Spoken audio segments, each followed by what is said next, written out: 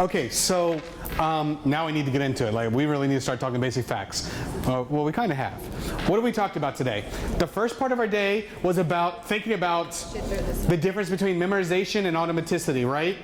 The idea that the way you learn how to drive a car is not by memorization, and basic facts to me are the exact same thing. We've also established why they're important. What else have we done? We've identified the things kids need to be able to do before they ever begin to learn their basic facts. They need to understand addition, subtraction, etc. They need to know patterns, etc. Or at least be able to look for patterns and make sense of patterns. Essentially, students must understand before they work with quick recall. So now, the rest of our day is actually making sense of what's in the book and looking at the idea of assessment in a different light. Before we go any further, let me tell you something about the book. It's littered with a few hundred games. It has no less than 40 lessons that are connected to children's literature. Actually, I take that back. That's a complete lie. There's like 24. Sorry, I got confused with another book. And all of the Blackline Masters, everything you need are available online. At the front of the book, it tells you the directions on how to go get it. Okay? So we're going to play some games in a few minutes. And to play the game, all you do is go online and you press print, out it comes. Right? Everything's in Microsoft Word. So if you want to change it, go for it. I don't care. It doesn't violate copyright rules. It doesn't matter. So if you need to change something, it's in Word, do it. Okay? Cindy reminded me that at your tables there are envelopes that have, not envelopes, the big bags that have stickies and highlighters and things like that. You're welcome to use those. I probably won't highlight things specifically myself. Like on page 3, you will see. I won't be doing a lot of that. Okay?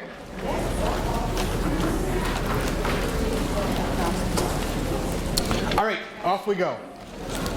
So the question I have for you right now is, which addition facts are easiest for kids to learn? I heard that. Nobody else did. Which facts are easiest for kids to learn? Actually, it's probably doubles. Where did you probably start when you were a kid? You started with the zeros or the ones. And we feel really good when we do those because our kids usually get them really fast, right? But it's likely that they just see a pattern and they don't really know what's going on that terribly well. It's also possible that they're really good counters. So when they start by counting on with 1, it's just like something they did in kindergarten, so therefore it's not terribly, like it's a connection for them. That's an addition chart if you didn't know already. And which facts are easier? Well, 48 of the 121 facts are easier by our definition. And you can't see that very well, and I just realized, could you hit the light for a second? It's not bad. I don't know, is that okay for everybody? Yeah. I just realized there's some shading on slides. It's hard to see for folks. So why are those facts easier? Why is it easier to learn zeros? Because there's a pattern. Why is it easier to learn doubles? Well, it turns out that our brains just naturally like to double stuff, and that our students can pick that up pretty quickly. It's just an oddity about our brains. There are patterns. They have experience with counting by 1s and 2s. The numbers are pretty simple. And they counted, like, the first 4 years of life, they've been counting by 1s and 2s and Cheerios and things like that.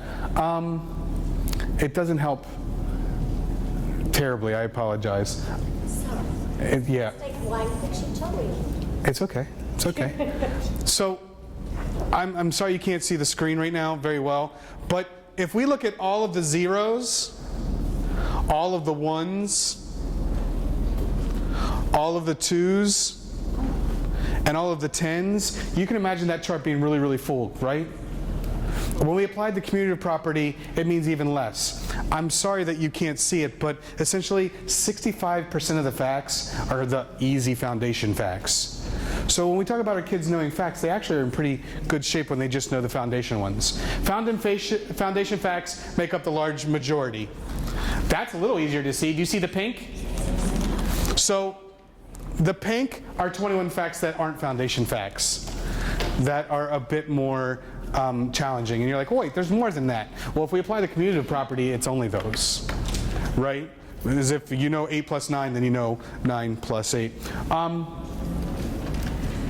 The book is built on that arrow that I told you about. It's built on the idea that our kids are working with literature, problem-based lessons, and so forth. And it connects back to the academic action plan that you have here in Omaha. So let's get started. Let's get started. Chapter 3 is the first set of facts that we talk about working with, and it's called, we use the book Mouse Count. We use the book Mouse Count. And my co-author Sue has a great, she has an extensive reading background, right? So all of the literature lessons have a before, during, and after, such as with Mouse Count. What do you think this book is about? And do mice get along with snakes? Why not? And you get the idea, right? And so then we get into the book, and the book is about a mouse. Well, it's about a snake who is capturing mice and putting them in a jar, one at a time. And so it's 1 more, 2 more, 3 more. Yes? Chapter 2? It's probably chapter 2, sure. Okay. Everybody here was like, yeah, I'm confused. Yeah, it's chapter 2. Okay. Thank you. You're welcome. So it's chapter 2. And so that's the literature lesson. It's about mouse count. And then afterwards, kids, they go around the room and there's little bags or jars that have mice in them, right? That you can actually cut out, that are Black Blind Masters. And the kids find out how many mice are in their jar, and then they add 1 more, and then they add 2 more, and then they draw a picture of how many mice were in the jar. Does that make sense? And so you might have stations in your room. So you go to jar A, and there were 3 mice. I added 1 more. There's 4. I added 2 more, there's 5. And then you go to station B, and there were 7. And if I add 1 more, 2 more, you get the idea, right? So that's the lesson. That might be what the recording sheet looks like. Maybe my kids are not quite ready for writing that, so I might walk with them from dictation or have them draw some pictures or do something different. So every chapter starts off with a literature lesson, right? And I'm going to tell you right now, you do not learn your facts with 1 lesson. Who knew? So then there's a bunch of lessons and activities afterward. For instance, there are things with dot cards. So this might be a dot card flash activity that I would do with students. I'd hold it up and I'd say, add 2 to the dot card. How many do we get? And so on the carpet we might hear 8, right? And so I confirm that 6 plus 2 is 8. Then I'd hold up another dot card. Ready? Now I have them subtract 1 from the card. So 6 minus 1 is 5. And then I'd hold up another card. And now this time I might ask them to add 2. You get the idea. All right? They're Black Blind Masters, so you can make them on big pie charts or big circles, so you don't have to hold up little cards. But we also provide student cards, so you have independent cards to work with. These things are all natural. They're very simple things. I mean, they're things that you do all the time, right? It was just a matter of collecting them and organizing them so we could be intentional to work on building automaticity. So we might use cards. I apologize. We might have kids then subtract 1 from the card. Again, before we get into the facts that this focuses on, this used to be a great center. I would put these in the room like a station, and kids would go over and they'd pull out their cards, and then they'd have to like draw a picture of the card that they pulled and write what is 1 more, what is 2 more, what is 1 less, what is 2 less, right? And on the back I would just say this is card A. So they might pull card A, write the numbers. Does that make sense? I might have them pull different cards, draw pictures, etc. If you look at the screen, now the addition chart looks way better. You'll see how we're going to build knowledge. The numbers on the screen show +1 and +2 facts, right? So there'll be a literature lesson, followed by follow-up activities, followed by games. We haven't played a game yet, but the games are coming. Let me share something else with you. How many of you actually learned addition and subtraction at the same time? As a kid? Oh no. In fact, your teacher made a fundamental mistake that I've made. All right guys, I need you to pay attention. This is going to be really hard. Right? You're laughing if you said that. I've said that 100 times. But by the time I got that sentence out, all right, pay attention, it's going to be really hard. All the kids are like, crap, I can't do this. Right? So like I defeated myself beforehand. My teacher said, we're going to do subtraction later. That's much harder. It's like nuts. I'm not really good at this addition thing yet. But the other thing that Sue and I actually are advocating for is that you teach addition and subtraction, like working on basic fact recall, at the same time. So working on +1 and +2 at the same time as -1, -2. Here's what we know. It's really helpful because kids see patterns and they think addition and subtraction situations. The other thing we're telling you is don't work on any other facts. Only these. And when these get really good, then we move on to the next set. Right? Don't mix 500 different facts at the same time. The brain can't handle that. Especially when you remember trying to memorize all that stuff. But if I can focus on one specific thing, I can get really good at that before I build on it. So if you take a look at the screen, we say, let's start with mouse count and 1 more, 2 more first. Oh, by the way, some of my kids are rocking +1, +2. I don't want to move them ahead just yet. Right? So instead, they're going to work on extension activities like 74 +2 and 38 +1. Okay? So those ideas of extension are built in. The next problem fact set is with Gray Rabbit 1, 2, 3. It's chapter 3. And essentially, Gray Rabbit is using clay to build stuff. And so if you take a look, he made one wiggly, squiggly worm. He made 2 chattery, clattery, what do you think they are? Birds. He made 3 growling, prowling bears. And so the whole lesson might look something like this. Kids actually use clay to build animals, right? Then we read the book. Now we have the anchor. Now we're going to actually start working with the basic facts with it. So then there's a lesson in there where kids actually recall the amount of worms and toucans and bears that Gray Rabbit made, and then they write equations for if he added 0 more. So if he made 1 worm and he added 0 more worms, how many worms would he have?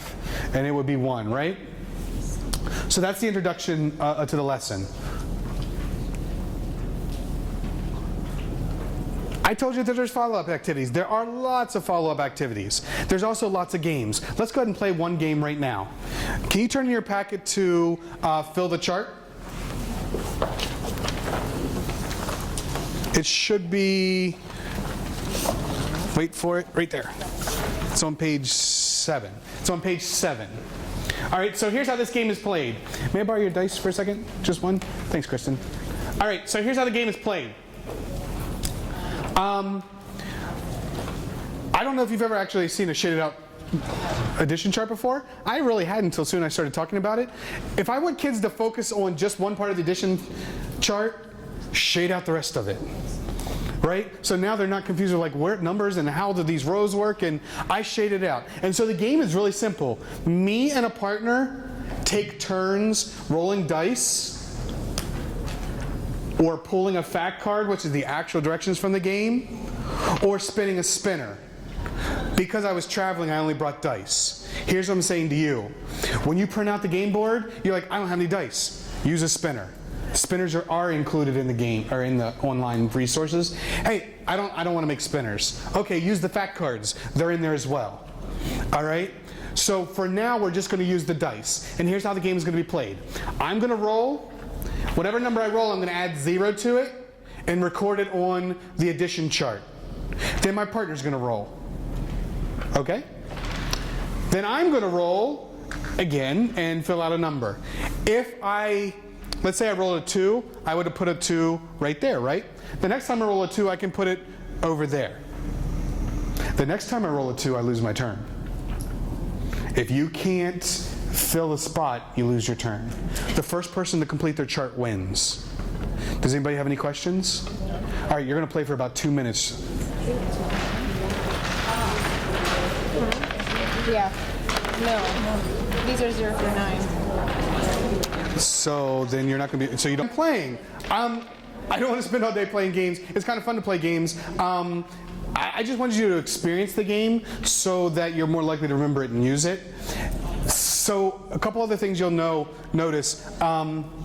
Throughout the book, there's these little hints, like they're called teacher tips. They're just tips from me, a teacher, to you, the teacher, things that I've learned along the way.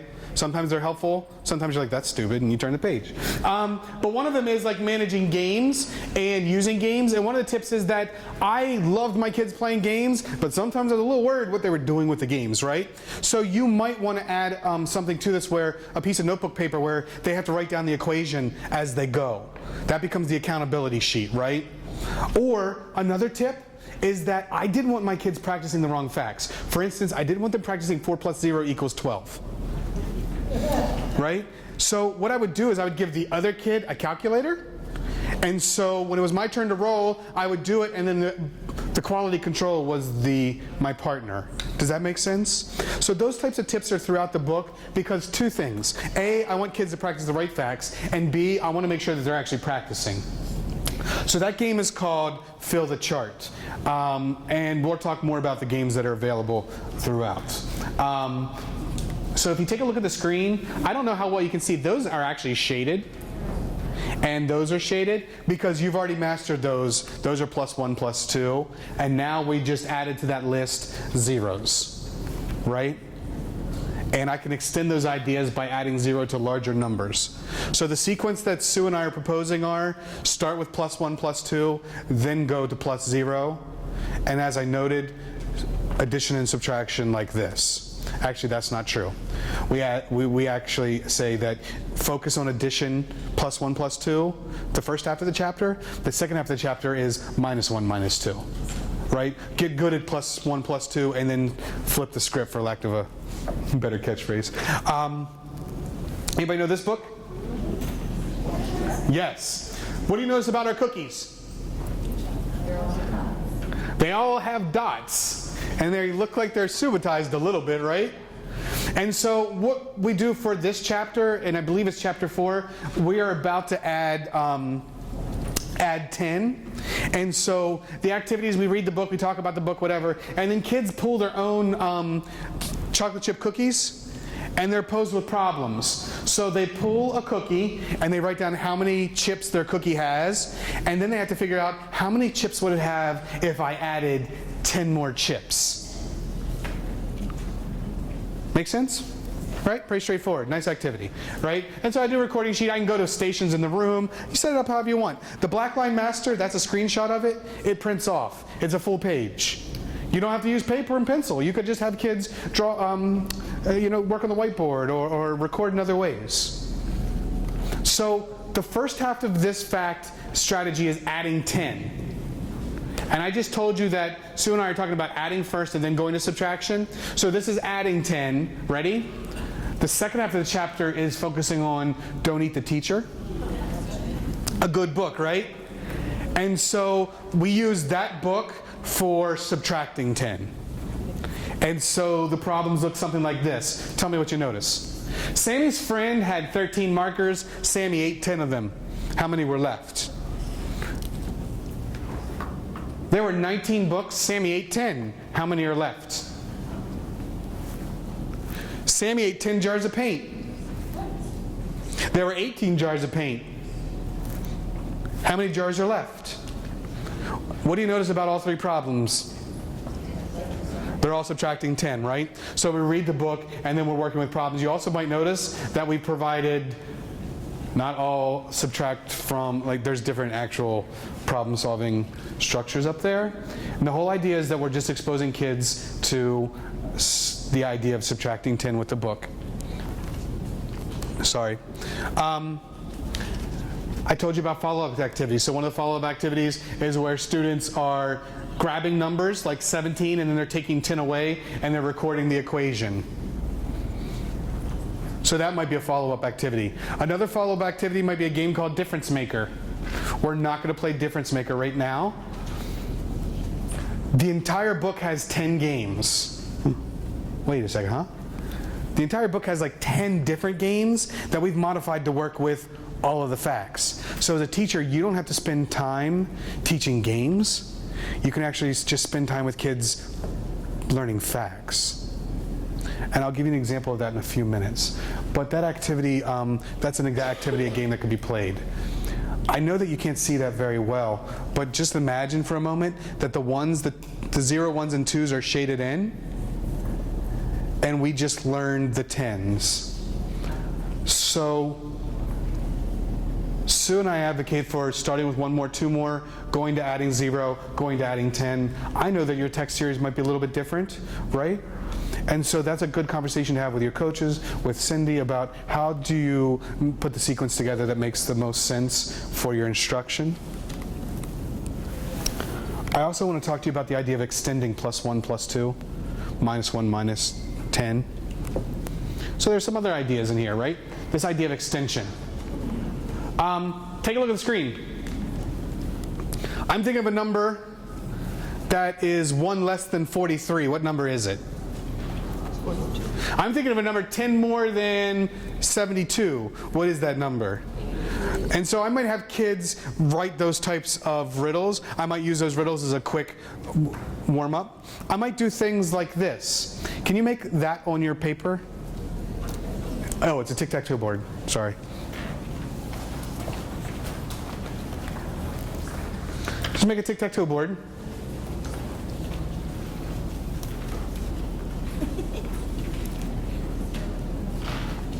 Everybody got it? So mom and dad often say to me, hey, we want to practice math. What's a really good thing to do? And so I try to give them games that they can play that are easy. Tic-tac-toe when you're sitting at Pizza Hut is perfect. Except don't play tic-tac-toe, play this version instead. So that's a tic-tac-toe board, and here's how it works. Red team puts a 64 there. Blue team puts a 75 there. Do you know why? Because the tic-tac-toe board itself is part of a hundreds chart. So, am I making sense? So, player 1, player 2 went right there because it's 10 more, 1 more makes 75 on a hundreds chart. Now the red team goes again, and they put an 84 there. They put an 84 there because it's 20 more than 64. Do you agree? Yeah. Now it's blue turn. Where should blue go? 74. They should go in 74. Well, they went to 66. So where should red team go? They should take 74 and they get a tic-tac-toe. Here's how the game's played. You pick any number that you want to start with and any box, and it's essentially part of a hundreds chart. Does that make sense? Go ahead and play for 1 minute with a partner. See if you can win.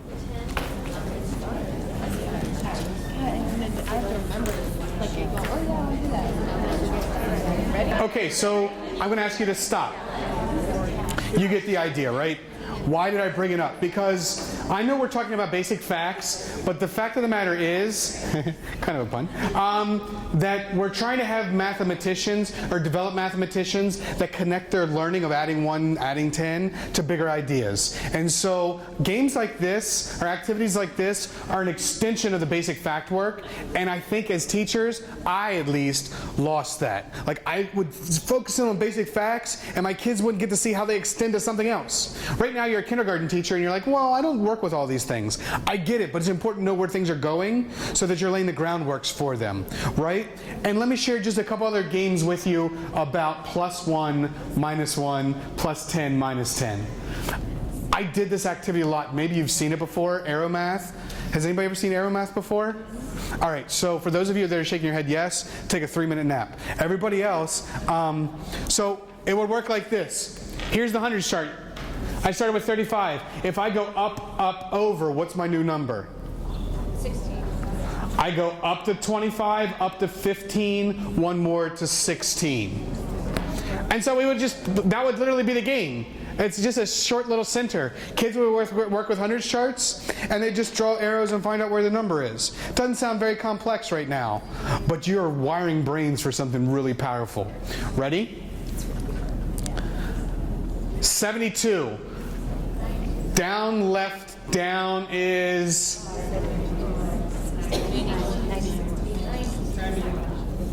81. So I went down to 82, 1 over at 81, down to 91. Do you agree? Yeah. All right, so let me just share how that was the beginning of the school year. As the year moves on, okay, that was October. As the year moves on, I would start to write that on the arrows. I would start to, so at the beginning of the year, it was just blank arrows. And by the way, my kids were starting to rock it out. They weren't great at first, it was just one arrow. And then it became 2 arrows, and then 3. And then a little bit later in the year, I started writing that on there. And guess what? They were going, they would say, well, 19, 9, 1 more is 10. And I would do that for 2 months. All of the arrows had plus 10, minus 10 written on them. And do you know what came in March? I got rid of the arrows. And it was amazing to see. I literally had wired their brains to add with 10s and 1s and backwards without doing anything fancy. Arrow math was really cool for that, and you just saw the sequence of blank arrows, followed by written on arrows, followed by no arrows. The hundreds chart was always in the classroom and available for kids.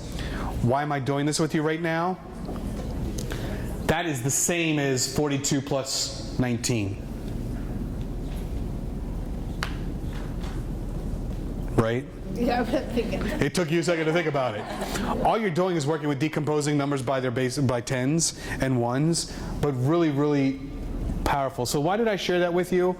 That, as well as this game called Number Puzzles. I used to just take hundreds charts and I'd white them out and cut them up. What number goes in the star?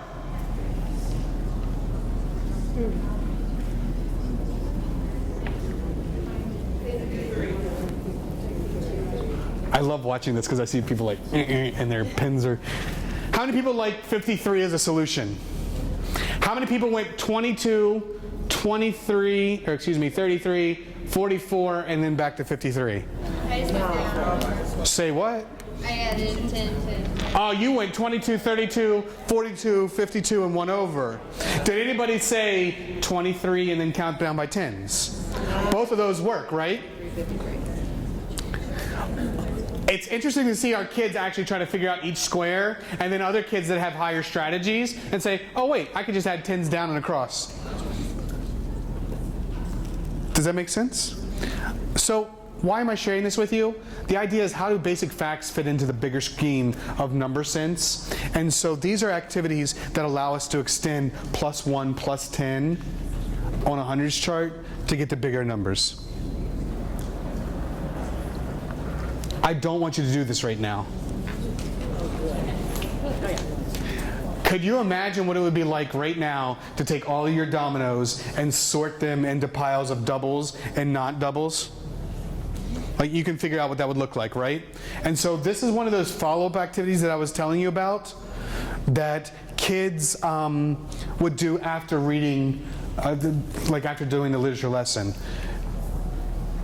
The question is, are doubles the same as halves? Are doubles the same as halves? Yes and no. How are they related? That's one of the follow-up activities. Another follow-up activity to the domino sort would be this, or would be looking for patterns with doubles and halves. And the reason that I just explained that to you was, that's our 4th strategy. We advocate for 1 more, 2 more, adding 0, adding 10, and then doubles. Why did I say halves? Because after you teach doubles for the first part of the chapter, then you flip over and do halves. The coolest thing I ever saw was, using this approach, my kids, because they were really killing it with addition, when I changed the fact to be subtraction, the switch flipped for them and they saw it almost automatically. Like, they saw the connection. One more fact group before we take a game break. Does anybody know that book? Yeah. Awesome book, yes? And so now we're into chapter 5 or 6, I can't remember now. But after doubles, we advocate for making 10. And we use the book Theo Lessig, and he balanced 10 apples. Some are red, some are yellow. What do they look like? Well, you might have 6 red, 4 yellow. You might have 4 yellow, 6 red. And there's a laundry list of what kids actually come up with. You might have kids use these. You know what Rec and Recs are? Or bead counters? So they actually can create bead counters and separate them to show, on the bead counter there's 10. And so it kind of works like an abacus. You can show the amounts. The full lesson idea is developed in the book. I'm flying through this, but I want you to get the idea of what's in there. They have a recording sheet that goes with it. And then there's an opportunity for follow-up activities and games. Let's go ahead and play a game right now. You should have this on page 8, I think, in your packet. I'm way wrong. It's page 11. All right, so here's how the game is played. You are playing on the same game board with your partner. I didn't bring counters, so I need you just to initial where your name would go. Okay? Here's how it works. You're going to roll a number and subtract it from 10. Then anywhere on the game board, put your initials. If the number's already covered, you can't use it. Okay? The first person to get 3 in a row, diagonally, horizontally, or vertically, wins. Go ahead and play for 2 minutes with a partner.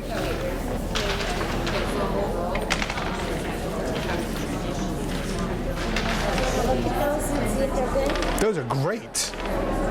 Those are great, great, great. And stop.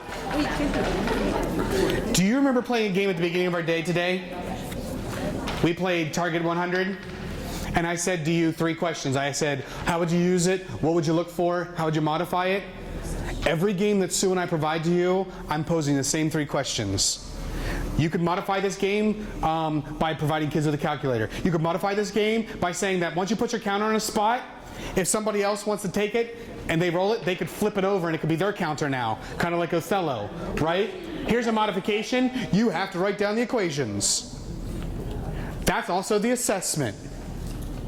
Oh, by the way, we talked a little bit about time tests. We're going to talk about them more in about 20 minutes. Instead of a time test, I could play this game and walk around the classroom and assess kids right on the spot. I could just stand over Kristen for 2 minutes, watch her do 5 facts, and get a pretty darn good sense if she's in a good place. What if she's only doing the easy ones? Come back in 5 minutes and see which one she's doing then. Am I making sense? I would also argue that by doing that, it's a better assessment than a paper pencil in many ways. So that game is called 3 in a row. It seems like a hodgepodge, but here's what I'm doing. Each new fact set, I'm trying to give you a sense of the children's literature we're using. I'm trying to give you a sense of maybe what the follow-up activity could look like, and I'm trying to give you a sense of one of the games. In the book, you're actually going to get much more than just 1, 1, and 1. I'm just trying to quickly highlight and so you get a sense. Take a look at the screen. We just showed you the Make 10 strategy. Tomorrow, the group, their addition chart's going to shade in really nicely. I'll fix that tonight. You can't see it, but we have filled in the zeros, the ones, the twos, and all the doubles. After we add Make 10, we are in a really, really, really good place, although you can't see it very well up there.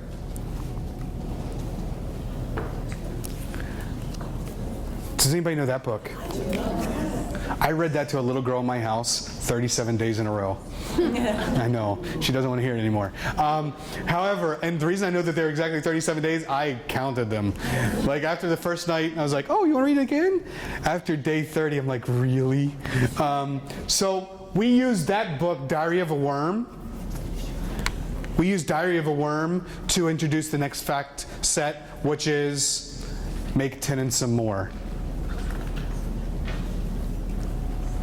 9 worms are at the lunch table. 9 worms at the lunch table packed. 4 of them brought their lunch. 4 of them bought their lunch. How many worms were at the table? So all the problems that go with this book are about worms. A and B come with double 10 frames so that you can make 9 on that 10 frame and then add 4 to it. And the first thing kids are do is they might put 4 on the second 10 frame, right? But then what do you do? You're going to shift 1 to make 10 and show that it's the same as 10 plus 3. And so there's the recording of what it looks like. Do you remember that game a few minutes ago? You played it. Remember when I said there's only about 10 or 12 games in the whole book? Here's my proof. My kids, well, people in this room, you already know how to play that game, Fill the Chart. This Fill the Chart just focuses on the facts that are make 10 and some more. And it works the exact same way as the game you played a few minutes ago where we were filling the chart for +0. Why am I sharing this with you?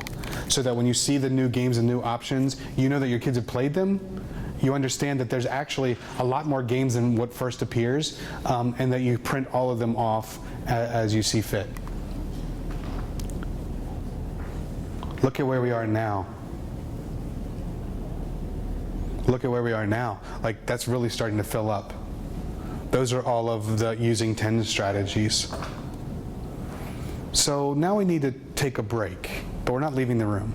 I told you the place is littered with classroom tested tips, or the book has just like little box with little ideas. I know that students need lots of practice. And so there are strategies for how to do it. Well, repetition and short, frequent practice, and we need to target unknown facts. Like, don't practice the ones they know. That's not learning, right? I mean, it's maintenance, but it's nothing special. We really don't want to increase anxiety and frustration. In fact, no less than 10 of you have said that to me already today. You've talked about anxiety and how you feel when mom or dad made you memorize things. Let's talk about anxiety for a minute. What are things in human beings that make us feel anxious? Wow, that was a bad way to do that. Let's try again. What are some things that make us feel anxious? The unknown. When we don't know something, when it's new. I think I heard when something is, when somebody's put on the spot, right? When everybody's looking at you, you feel anxious, yes? When something's timed and you feel like you have to do really, really fast, right? For a lot of people, competition makes them feel anxious. When do kids get anxious? What types of activities? Well, there are time tests and speed. That's one thing. Another thing is when they're feeling like they're getting eliminated. I'm thinking now about a game that I used to play that was based on speed and based on elimination. I don't know what the tag game is. I know Around the World. You know that one? Yeah. Yeah. And I used to play it. So remember I owe those kids their money back too? All right. Well, so what was great about it? I liked it because I thought kids loved it. Until one day I realized Brooke Kraft always got up to go to the bathroom during Around the World. At which point I realized that maybe the kids don't like it as much as I thought they did. But I always would have like 5 minutes. I needed to do something and they seemed to be motivated. And so I would use Around the World. And then I started to realize something else. What was the problem with Around the World? How many kids were playing? Two. What are the rest of the kids doing? Checking around. Oh, good. You're honest. I like that. And other rooms are like, oh, they're paying attention. No, they're not. Right? They're looking at the clock like, oh, she's not coming to me. I'm packed up. Or what are some other things they're doing? They're doing things like, well, they're playing with their book, or they're reading, or they're doing something else. They're not engaged. Okay? In our defense as teachers, nobody told us anything else we could do. Like, we came up with it, like, hey, that looks cool. Kids are out of their seat. So I'm going to share a different game with you, and it's called Survivor. And I'm giving you the choice whether or not you do something different. Here's why I like this game better. Well, actually, let's just play it, and you'll get the idea. You need to stand up.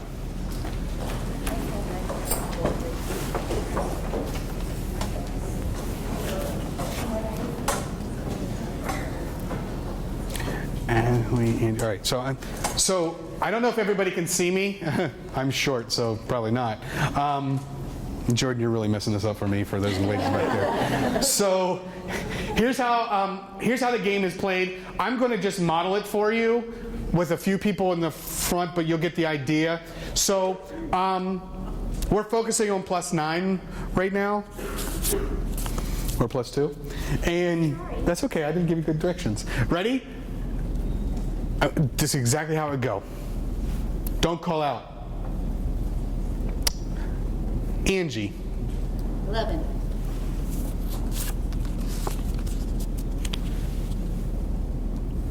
Jordan. 12. So,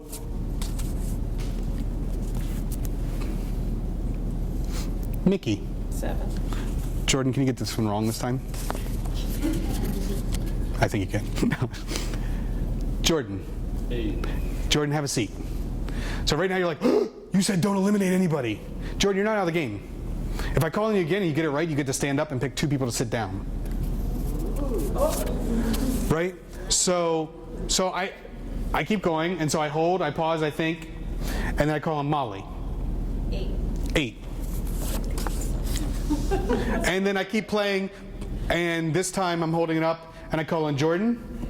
11. And so Jordan gets to stand up, and he gets to pick 2 people to sit down. All right? Actually, as a group, why don't everybody go ahead and sit down? So here's what I can tell you from experience. Number 1, nobody feels left out because you might get something wrong, but that doesn't mean you're out of the game. Number 2, I don't know if you noticed, but I gave everybody a moment to process before I actually asked the question. Why is it that we believe so deeply in wait time until it comes to fact tests or basic facts in general?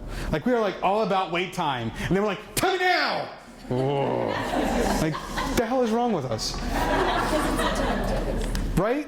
I mean, we want to be fast, but how fast is too fast? Well, that's not the right, I don't know. Like, how slow? I'm not making any sense right now. Like, how fast do kids have to recall? I haven't found any research that tells you the exact number. I can tell you in my gut, I know when a kid knows their facts, right? I know that giving kids 50 facts in 3 minutes, that 3 minutes is completely arbitrary. Hell, sometimes we say it's 4 minutes, or we fix the clock so some more kids pass, or, right? I mean, yeah, you're laughing because you did it too. It's arbitrary is what I'm trying to say to you. And think about this. If you're 7 and you're writing and you're a boy, it's hard. So A, I have to recall this. B, I have to get it into my hand. C, I have to remember how to make the letter. It isn't very fast. So maybe a time test is a bad idea for other reasons. But can we come back to Survivor for a minute? Around the World to me stinks. Only 2 kids are engaged. It's only good for the kid who knows their facts. Everybody else hates that kid. No, I'm kidding. They don't, but they're like, oh, Jordan's up again. I'm going to lose. I don't care. Can we go home now? Whereas Survivor, it's all about alliances. You'll hear in the hallway, like, don't pick on me. I won't pick on you. Like, we'll be cool today. Or you'll hear things like we heard yesterday. You look very nice today, Mickey. Thinking that Mickey won't call on her when they play Survivor. And so I also used to lace the game with well, not lace, I used to, how would I put it? If I saw somebody having a bad day, they definitely got facts in their wheelhouse. And if I saw somebody a little too big for their britches that day, they better really know their facts. And the other thing that I used to do to mess with kids was I'd call on Jordan. I would call on Jordan, and then I would call on Jordan again. And people are like, you already called on him. I'm like, I know. I can call on anybody. So that's one game that I play with kids that I would advocate you playing instead of Around the World. Here's one more game. Anybody ever see Card Sharks before? Okay, you probably played this game in college. It's also on The Price is Right. It's called High Low. And so what happens is, some of you are laughing like, oh, I know that game. Ready? I would play, so I found out that when kids played against me, like I was the evil nemesis, like they would rally together. And so I played this game called High Low, and they had to get 7 in a row correct. If they did, they got a point, and when they got 3 points, they got extra recess, right? So here's how it works. I hold up the fact card, you talk to your partner, and then I ask the class, what is the sum? Oh, by the way, you talk to a partner for quality control. Everybody call it 11. Got it? So these are all adding 2. Do you think the next one will be greater or less than 11? So you would talk to a partner. You would you don't have to. Right, you share out to the group. Everybody says less, yes? You didn't get 1 in a row. All right, let's pretend you did. All right, so now you got 1 in a row. So think, pair, share. What is the sum? Turn, talk, come back. Ask the class. The sum is 12. Will the next one be greater or less than 12? You sure? You didn't do really great that time. All right, you're saying less. Oh, assessment time. The kids cheering. I already know that they know 2 plus 5. Now I do a think, pair, share. Were you right? Yes, you were. Will the next one be more or less than 7? Ooh, we're split. I think I heard more. Well, I didn't. You guys are really bad at this game. Wish we went to college together. So here's how the game is played. You're just trying to get 7 in a row correct. The whole class is working together against me. I can assess kids right away. And by the way, I totally would set up the deck. If my kids were having a bad day, there was no way they're going to get 7 in a row. I've never told my kids since. Some of them are in college now, but if I see them again, I'll come clean, right? When we were having an awesome week, it was almost impossible for them not to get 7 in a row, okay? This game is called High Lows. The first game was called Survivor. As a teacher, nobody gave me any other games to play with my whole class, so I did use Around the World, right? 18 of my 21 kids weren't paying attention. 2 of the kids actually liked the game. Brooke didn't, so you make a choice.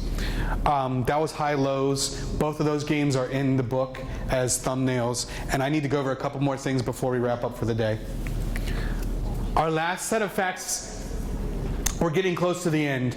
This book is called Fish Eyes, and it's a really cool book. It's about fish eyes.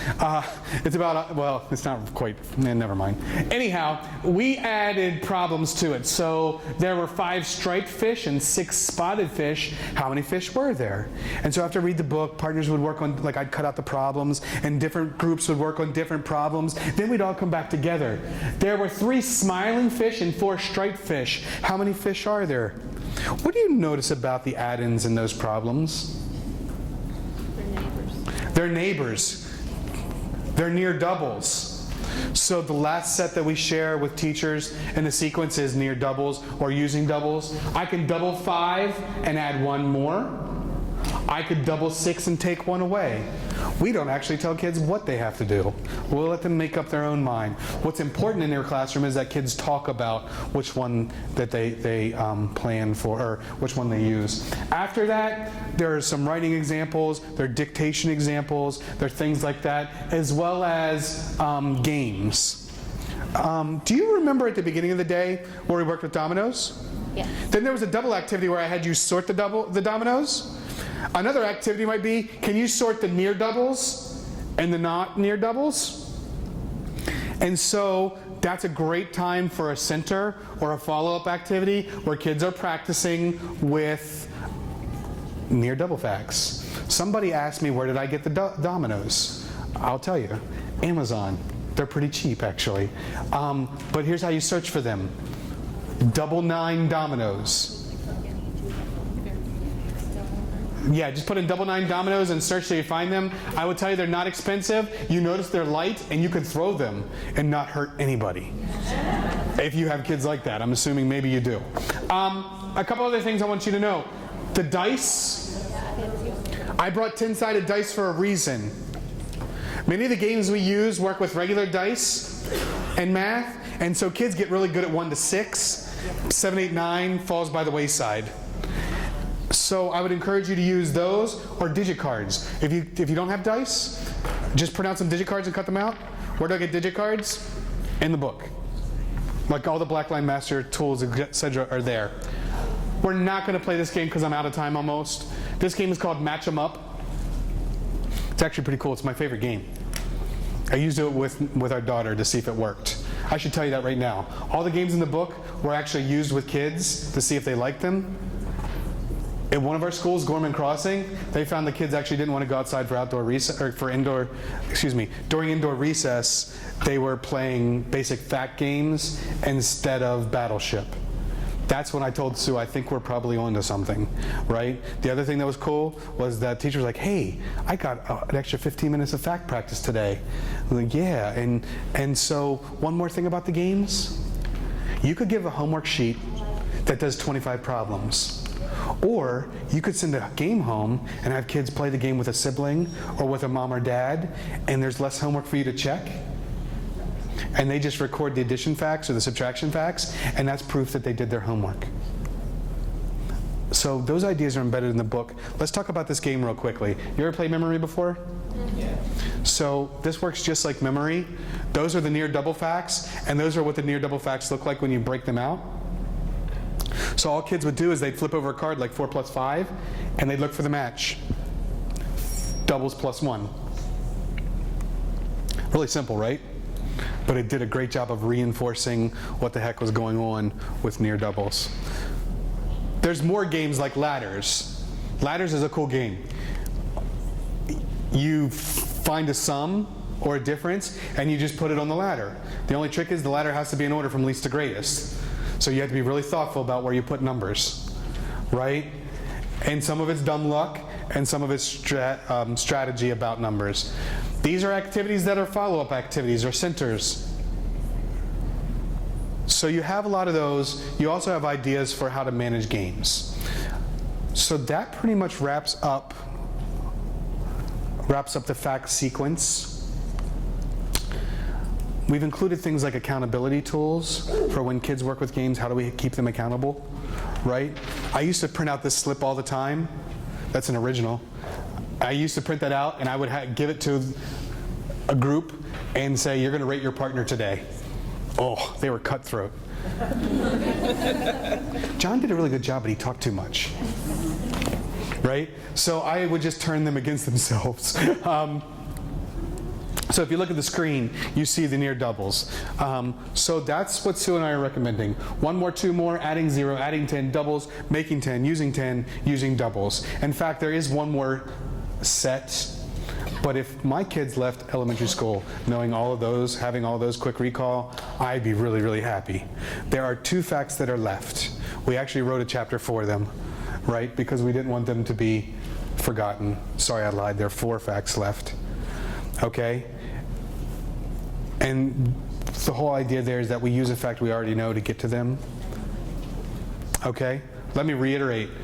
If my kids left elementary school being fast with everything but those 4, I would be happy.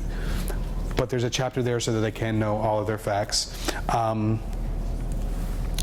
The book is written on the idea of exemplary instruction. What we know from years of research is good math instruction, and that also means we should be using good assessment as well.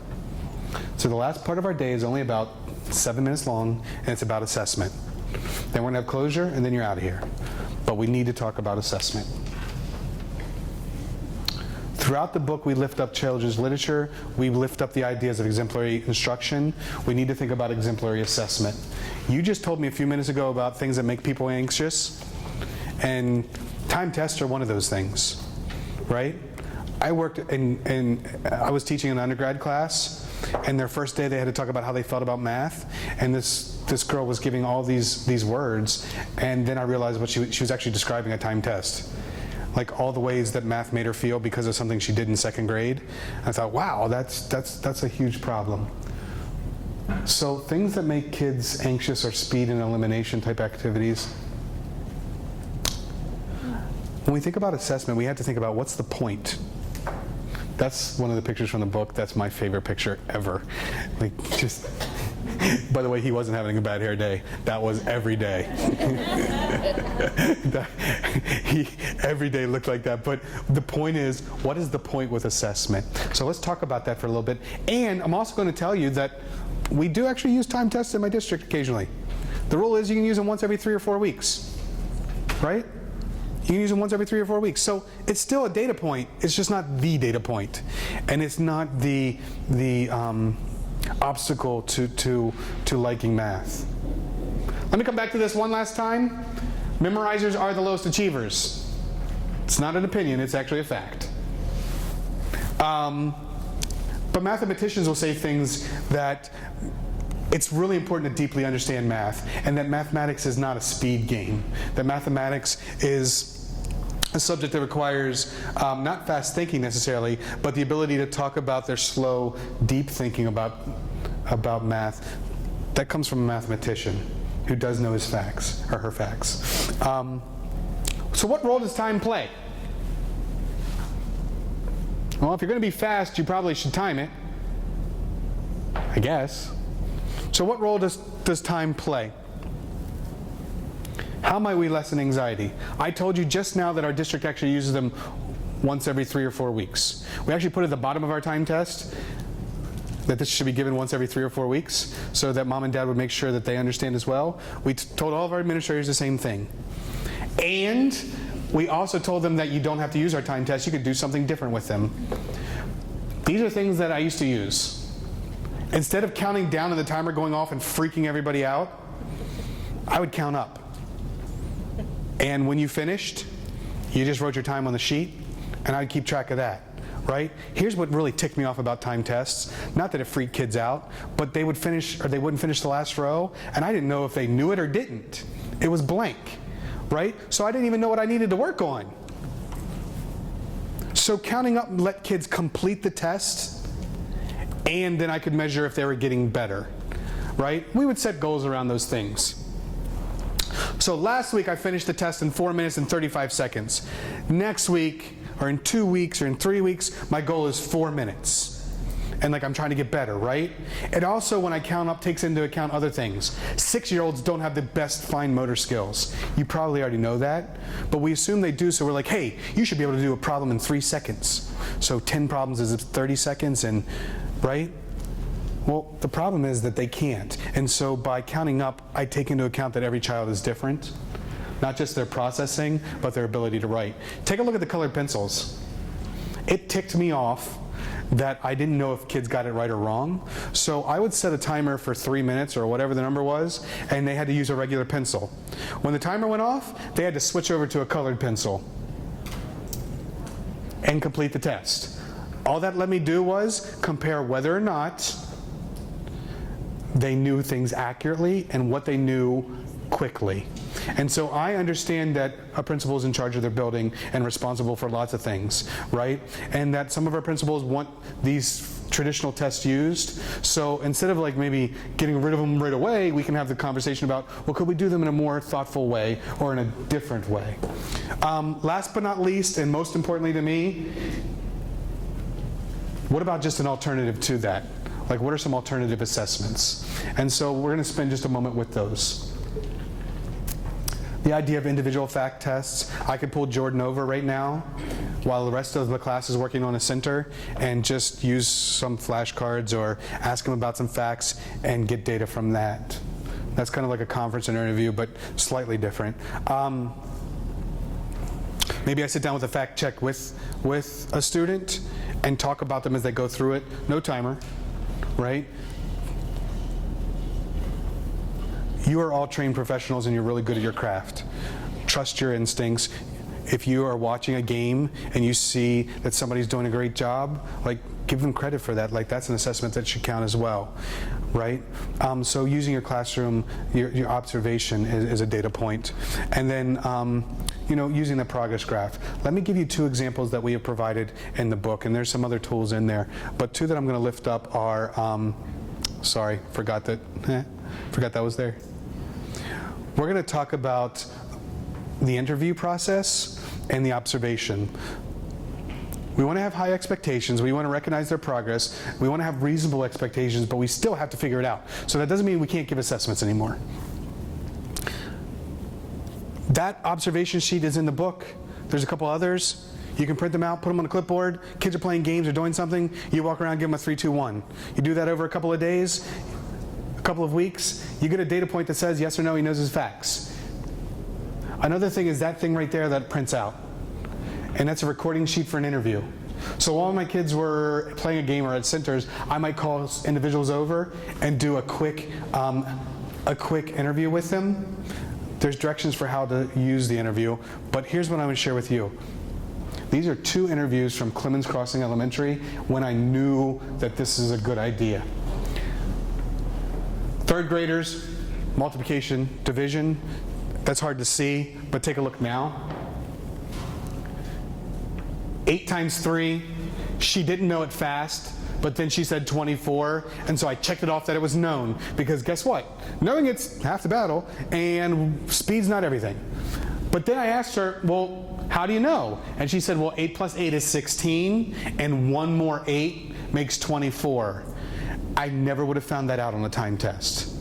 So we have a really good math thinker right here that does know some things fast, but not everything, right? There is no recommendation for how fast they should tell you the answer. Here's what I can tell you. You know when they know their fact.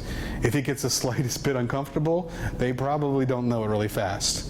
The other thing I would tell you, we learned quickly that if they know the fact automatically, just write it down and keep on going. It's not a great idea to ask a kid, how did you know that, after they've developed recall? Because their answer is, well, I just know it, right? To tell, now occasionally you might want them to prove it, that's fine, but in an interview setting, don't ask them 100 times how they know it, if they're fast. The last thing they want to tell you is, this long way. But one more thing, wasn't the whole point for them just to know it? Right, so it doesn't make a lot of sense to ask them to describe something when they just know it. But let me give you one more example that really was the home run for me. 3rd grade, Clemens Crossing, little girl, we got to the end, 9 times 9, and this was one of those moments that was painful, right? And you can see that I'm the person who did this. I checked off that it was unknown, and then she blurted out 81. I was like, okay, so tell me how you knew that. She said, well, I knew 10 times 9 was 90, and I was taking off a 9, and I was counting backwards, and I messed up. And I was like, oh, I heard the G's right there, right? Does she know multiplication? Really, really well. To the point where she knew to go over it and come back a group. She messed up the counting. I never would have saw that in a time test. Does she need to get faster with it? Absolutely. But at least I have something to work with, right? So the way the interviews work in your book is that it's the same sheet for all facts. You just grab a couple of fact cards based on the fact set you're working on, and you just sit down with a student and show them and record their thoughts. So observations and interviews are the 2 ways that I would advocate for you to spend your time. Sue and I did include fact checks that look a lot like time tests, but we put in some language about how they should be used responsibly. And those are examples. The other thing I'll share with you about the fact checks real quickly is we didn't actually give you fact checks that ask about all the facts. We gave fact checks that focus on specific facts. And then there's fact checks where that column and that column and that column are looking at the new facts you're learning, and the middle columns are looking at the old facts that you've already learned. So I can get a score based on what do you know about the new stuff and what do you know about the old stuff. Again, I don't recommend using them a lot, but they're there if you need them. Those things are included as well. So, last note before closure is this. I had a lot of success when I gave my kids actually fact charts and had them shade out the facts they know. Right? And then the goal became this. By next week, I want you to shade out 2 more facts. And they were allowed to carry this around math and use it all the time. But it wasn't a crutch. It helped them quickly find the answer to facts they didn't know. But the ones that were blacked out, they couldn't, they knew 2 plus 0. It was blacked out. Right? And so that was a tool that helped me help my kids move from knowing it to knowing it quickly. And it was a trick, for lack of a better word, that really helped accuracy and speed and such. So that's my last tip for you. You'll see other tips throughout the book. I'll never forget my 3rd year of teaching at a session with John Vanderwall, and he talked about all of our students being able to, even our students with learning disabilities, to be able to learn basic facts. And then he said something that shocked me, and he said, and if they can't, it's your fault. I was like, oh wow, I'm not saying that today. I'm saying to you that I think our kids can, and now you have some of the other tools to help you with that. Our closure today is thinking about that and choosing 1 bullet point. So, on your name tag, on your packet, on whatever you like, here's what you need to do. Choose 1 bullet, write 1 idea about each bullet. So you're going to write a total of 3 things. 1 idea around each bullet, bless you, or you're going to write 3 ideas around 1 bullet. Does that make sense? So you can write an idea there, there, and there, or you can write 3 for that, or 3 for that, or 3 for that. It's your choice. You're going to write a total of 3 ideas. Go ahead and do that now.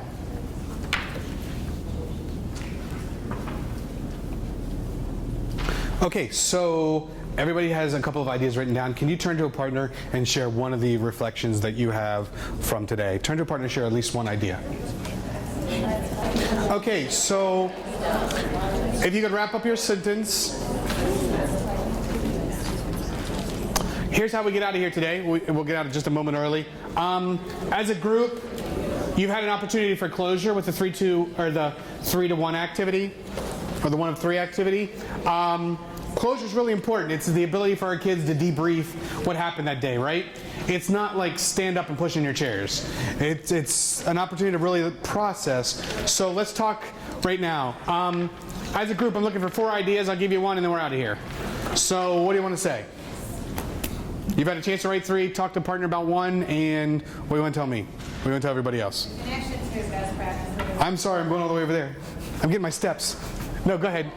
Just so I can hear you. The connection to best practices I thought was excellent was the obvious gradual release and then the ease of assessments rather than the testing process. All right, so that idea of connecting it to best practices is important. So you gave me 2, but it only counts as 1 though. But I appreciate your effort. Don't pull it out. Don't? Okay. All right. So the idea of exemplary math instruction is 1. Give me another one. Go ahead. We talked about the knowledge of the science behind not having to memorize.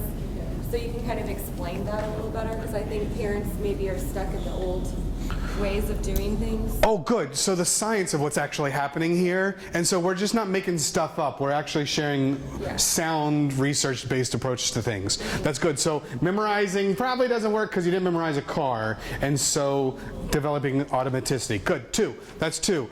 Best practices and thinking about how kids engage in math as well as the science behind it. 2 more and we're out of here. Go ahead. Your story problems. I had no idea I was a poor story problem writer until today. Oh, so, okay, and good for you to recognize it. I've been there too. So recognizing the different story problems and what they look like and actually thinking about using all of them intentionally. That's a really good point.